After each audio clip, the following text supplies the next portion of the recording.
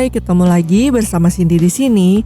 Kali ini Cindy akan membahas satu alur film yang berjudul Bojai yang dirilis pada tahun 2014. Film ini menceritakan perjuangan seorang pemuda dalam melindungi cinta dan keluarganya. Di sisi lain, ia pun harus berhadapan dengan geng pembunuh bayaran. So, tanpa perlu basa-basi lagi, langsung aja yuk cus ke alur ceritanya.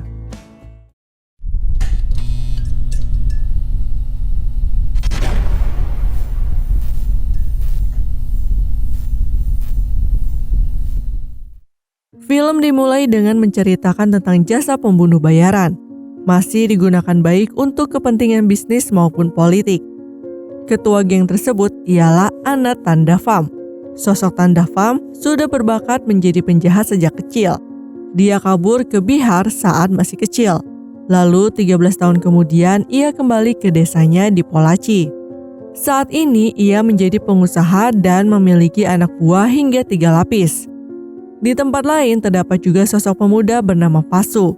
Beberapa preman datang ke pasar mencari Vasu. Mereka adalah suruhan saingannya Tafasi yang tidak terima Vasu membuka bisnis di pasar Anifas. Vasu ingin diseret secara paksa, tetapi yang terjadi malah sebaliknya. Para preman itu dipukul dan ditendang oleh Vasu. Ternyata Vasu sangat mahir berkelahi. Vasu dengan mudah mengalahkan orang bayaran Tafasi. Berpindah ke sebuah mall, Vasu bertemu dengan Divya. Awal pertemuan mereka terbilang tidak cukup bagus, karena pada saat itu Vasu melihat Divya membuat seorang pria yang mencintainya menjadi sakit hati karena ucapannya. Dengan rasa kesal, Vasu menghampiri Divya dengan marah-marah. Setelah Divya menjelaskan maksud ucapannya, Vasu yang tadinya marah-marah seketika tertunduk malu dan meminta maaf. Bahkan ia malah memuji-muji Divya. Sementara di tempat lain, orang suruhan Raj Hekhar, pemilik perusahaan RJ Export, mendatangi Tandafam. Targetnya saat ini ialah seorang polisi bernama Siva Kozundu. Hal ini terkait kasus pemerkosaan dan pembunuhan 3 orang gadis pekerja RJ Export yang dilakukan oleh Raj Hekhar, yang sekarang ditangani oleh Inspektur Polisi Siva Kozundu. Tandafam segera menggerakkan anak buahnya untuk mencari semua informasi tentang Siva Kozundu. Ia adalah polisi jujur yang baru-baru ini dipindahkan untuk menumpas kejahatan. Kembali ke Vasu, ia bertemu lagi dengan Divya di pasar. Sejak kejadian itu, Vasu dan Divya semakin dekat. Benih-benih cinta sudah mulai tumbuh di hati Vasu. Apalagi saat Divya membersihkan saus yang menempel di bajunya. Vasu langsung merasa melayang-layang dibuatnya. Sementara Tandafam sudah mendapatkan informasi aktivitas polisi tersebut dan istrinya yang akan menonton di bioskop. Pembunuhan terencana akan dilakukan di sana. Seperti biasa, yang akan menjalankan misi adalah orang-orang di wilayah berbeda. Tandafam juga mengingatkan anak buahnya agar tidak membunuh istri polisi itu meski dalam kondisi apapun. Dan kebetulan Vasu juga akan menonton ke bioskop yang sama. Karena datang lebih dulu, Divya menyuruh Vasu untuk menunggu di dalam. Sesampainya di lokasi, tiba-tiba ada orang yang mencurigakan berdiri tepat di samping pintu mobil Divya. Firasat buruk mulai muncul ketika Divya mendengar obrolan tersebut. Divya lalu menelpon Vasu dan memintanya segera keluar. Ternyata benar saja, setelah Siva Kozundu dan istrinya tiba, seseorang mendekatinya, kemudian menarik kaki Siva Kozundu sehingga terjatuh. Vasu yang melihat langsung berlari dan membantu Siva Kozundu. Satu persatu orang yang ingin menusuk dan membunuh polisi itu dihajar oleh Vasu. Siva Kozundu dan istrinya berhasil diselamatkan dan dibawa ke rumah sakit. Mendengar hal itu, Tandafam marah besar. Misi pembunuhan yang sudah dirancang jauh-jauh hari gagal total. Tandafam lalu mencari informasi siapa orang yang berani menggagalkan misinya. Keesokan harinya Vasu mendatangi Divya ke restoran. Sebab ia sudah tidak tahan lagi memendam perasaannya. Tanpa panjang lebar, Vasu langsung menyatakan cintanya. Kya? I said I love you. Akan tetapi jawaban Divya membuat hati Vasu terluka. Divya mengatakan, aku mencintaimu. Tetapi jika saya menemukan yang lebih baik, maka saya akan pergi bersamanya. Cinta yang bertepuk sebelah tangan itu semakin menyakitkan karena Divya merasa menyesal telah berteman dengan orang-orang pasar. Dia juga menganggap Vasu adalah orang yang tidak memiliki status, sehingga tidak pantas untuk dicintai. Sebelum pergi, Vasu berkata pada Divya, "Kamu bisa saja memukul saya dengan alas kaki, tapi jangan pernah memandang orang hanya dari statusnya." Teman dekat Vasu, yaitu Kutipuli, tidak terima Vasu dianggap tidak memiliki status. Dia tidak tahu saja kalau Vasu sebenarnya adalah anak konglomerat, putra dari pemilik perusahaan Kofai Group. Rumahnya saja bagaikan istana, tapi karena kesalahpahaman, Vasu diusir oleh ibunya, Raja Laksmi. Padahal Vasu tidak bersalah. Sementara Tandava masih terus mencari Vasu, tidak menyadari bahwa temannya di lift adalah Vasu karena satu sama lain tidak saling mengenal. Lalu diceritakan teman Divya yang bernama Citra kabur dari rumah bersama pacarnya Anwar. Divya kemudian mendatangi Vasu untuk meminta tolong agar menggagalkan upaya kawin lari itu. Awalnya Vasu enggan membantu, namun setelah dijelaskan kalau orang tuanya sedih, Vasu langsung bergegas dan segera memerintahkan teman-temannya untuk mencari ke semua stasiun terdekat. Bukan hanya teman terdekat saja, Vasu juga menghubungi orang-orang yang dikenalnya di setiap wilayah untuk membantu mencari keberadaan Citra dan Anwar. Tak lama kemudian Citra dan Anwar akhirnya ditemukan. Vasu langsung memarahi mereka, sebab dia tahu persis betapa sakitnya jauh dari orang tua. Lalu Vasu berkata, tidak salah untuk jatuh cinta, tetapi harus dengan logika dan etika. प्यार करना गुनाह नहीं है, लेकिन उसमें कोई लॉजिक होना चाहिए, उसमें एथिक्स होना चाहिए. Ternyata ucapan Vasu bukan hanya membuat sadar Citra dan Anwar, tetapi juga Divya. Kaburnya Citra dan Anwar membuat Divya sadar bahwa perkataannya tentang Vasu salah besar. Setibanya di rumah sambil menangis, Divya mengaku kepada ibunya bahwa ia mencintai Vasu. Terlihat ibunya juga tidak melarang Divya untuk mencintai Vasu, karena menurutnya Vasu adalah orang yang baik. Keesokan harinya Vasu disuruh oleh pamannya datang ke kantor untuk menandatangani berkas tanah yang akan dijual. Pada saat yang sama, Divya juga berencana menemui Vasu untuk berkata jujur bahwa dia juga mencintainya. Namun setelah mengetahui siapa Vasu yang sebenarnya, Divya jadi minder dan pergi tanpa menemui Vasu terlebih dahulu. Dia sangat marah pada dirinya sendiri sehingga mengurung diri di rumah. Tak lama kemudian, Citra datang menemui Vasu dan memberitahu bahwa sebelumnya Divya telah datang mencarinya untuk mengatakan kalau dia juga mencintai Vasu. Mendengar hal itu, Vasu sangat senang. Ternyata cintanya tidak bertepuk sebelah tangan. Vasu kemudian pergi ke rumah Divya. Setelah bertemu, Divya meminta maaf atas semua ucapan yang telah menyinggung hatinya. Kembali dari rumah Divya, Vasu berbunga-bunga dan bahagia. Dia mengajak semua temannya untuk merayakan hari jadiannya dengan Divya. Namun tak disangka, anak buah Tandavam sudah ada di tempat itu. Tanpa bertele-tele, Vasu menghajar mereka. Namun perkelahian tidak berlangsung lama, sebab pemilik bar sudah menelepon polisi. Di sisi lain, keluarga Vasu akan pergi ke desa yang sudah lama mereka tinggalkan. Semua keluarga besarnya berkumpul kecuali Vasu. Salah satu keluarganya, Durga, merasa dihantui rasa bersalah. Akhirnya ia bersumpah atas nama anaknya pada Raja Laksmi bahwa sebenarnya Vasu tidaklah bersalah. Dia mengaku kalau semua adalah kesalahannya. Mendengar pengakuan Durga, Raja Laksmi menjadi sedih karena mengusir anaknya tanpa mengetahui permasalahan yang sebenarnya. Hati Raja Laksmi terguncang mengingat kejadian saat itu. Sementara Tandava masih ingin membunuh Vasu. Selain itu, ternyata Tandavam juga mengincar tanah yang dibeli keluarga Vasu. Terlihat dia juga ikut menghadiri acara peresmian kurator kuil desa. Di sana anak buah Tandavam menampar Ramaswamy, paman Vasu. Dia juga melemparkan batu ke kaca mobil pamannya. Keluarga besar Vasu merasa sudah dilecehkan. Raja Laksmi akhirnya menelpon Vasu dan memintanya untuk datang ke tempat tinggal lamanya. Tanpa pikir panjang, Vasu langsung bergegas pergi. Sesampainya di sana, suasana terlihat begitu berbeda. Sambil menangis, Salvi memberitahu Vasu bahwa pamannya ditampar oleh seseorang di kuil.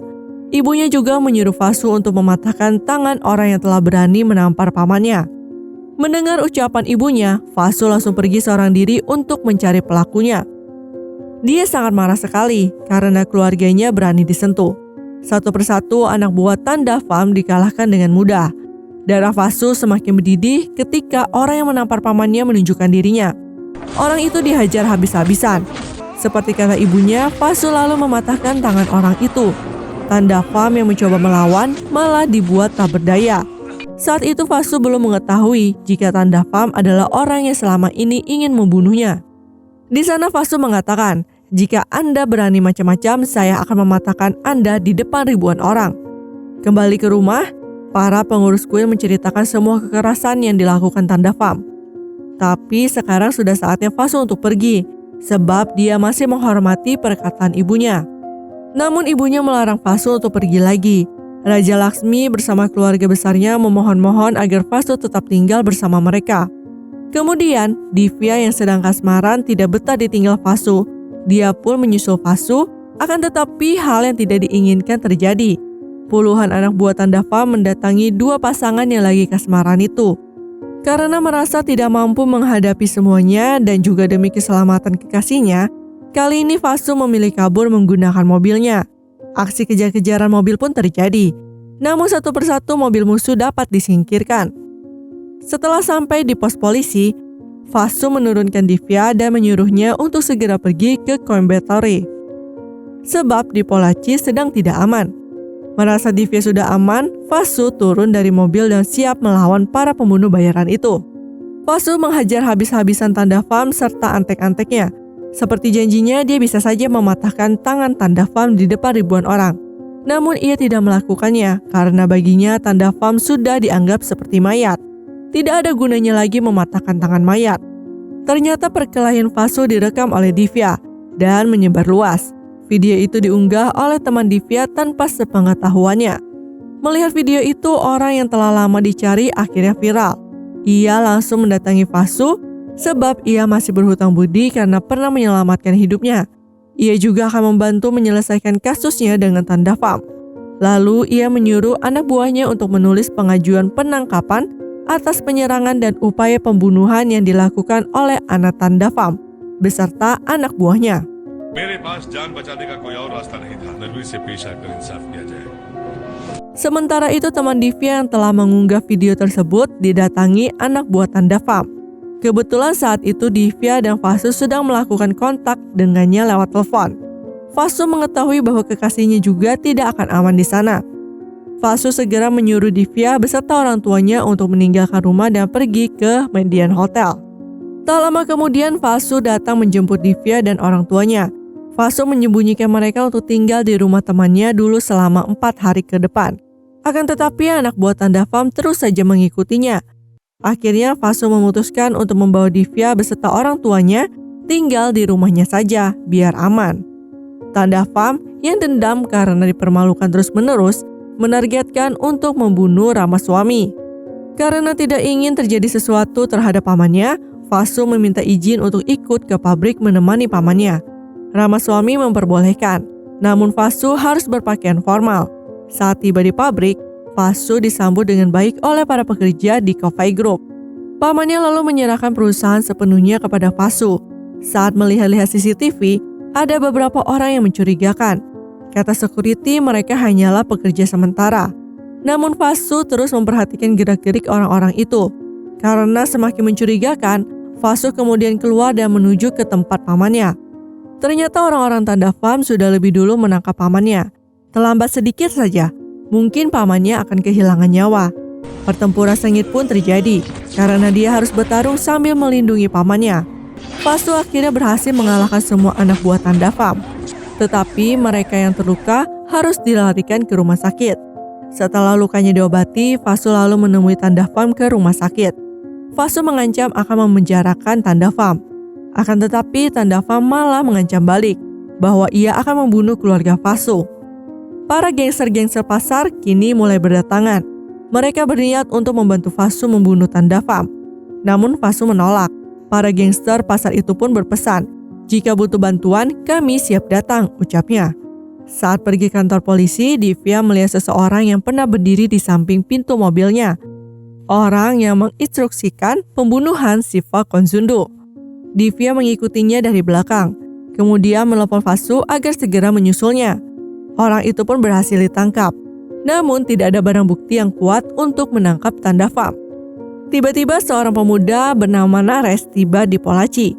Dia datang untuk membalas dendam atas kematian ayahnya di Patna. Lokasi Tanda Pham diketahui setelah melihat video waktu itu. Karena gerak-geriknya mencurigakan, Vasu menangkap Naresh dan membawanya ke belakang. Naresh kemudian menceritakan kejadian yang menimpanya, sehingga dia sampai jauh-jauh datang ke Pollachi. Tapi Vasu tidak mengizinkan Naresh untuk membunuh Tanda Pham dan menyuruhnya pulang menjaga ibunya. Rencana terakhir Tanda Pham yaitu membunuh siapa saja keluarga Vasu. Jika rencananya berhasil, dia akan segera pergi meninggalkan Pollachi. Pada malam festival kuil, mobil yang ditumpangi Divya hampir saja menabrak sebuah truk besar dan akan dihancurkan dengan eskavator. Namun Divya berhasil selamat. Akan tetapi nasib naas menimpa Raja Laksmi. Ibu Vasu dibunuh oleh istri Tanda Pham saat acara festival kuil. Tanda Pham sangat bahagia mengetahui misinya berhasil. Apalagi yang dibunuh adalah ibu Vasu. Mengetahui hal tersebut, Vasu sangat terpukul. Terlihat bibinya menyalahkan Vasu atas kematian ibunya. Nyawa harus dibalas nyawa. Kini Vasu siap untuk balas dendam dan berjanji akan membunuh Tanda Pham. Vasu mencari musuhnya itu hingga ke Patna. Dia disambut oleh Naresh dan teman-temannya. Dengan membawa uang 5 lakh, Vasu mendatangi ayah Tanda Pham dan berpura-pura untuk meminta bantuan jasa jahatnya. Vasu lalu menawarkan 50 lakh dengan 5 lakh sebagai uang muka. Ketika Vasu memberitahukan siapa yang akan dibunuh, ayah Tanda Pham beserta anak buahnya menertawakannya.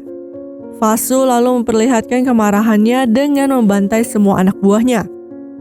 Tanda Pham lalu pulang dengan senang mengetahui Vasu datang sendiri ke kandang macan. Namun ia langsung kaget ketika melihat ayahnya sudah diikat di depan mobil. Tanpa ragu-ragu, Vasu menembak mati ayah Tanda Pham. Baku tembak terjadi lagi. Satu persatu anak buah Tanda Pham dibunuh. Begitupun dengan Tanda Pham.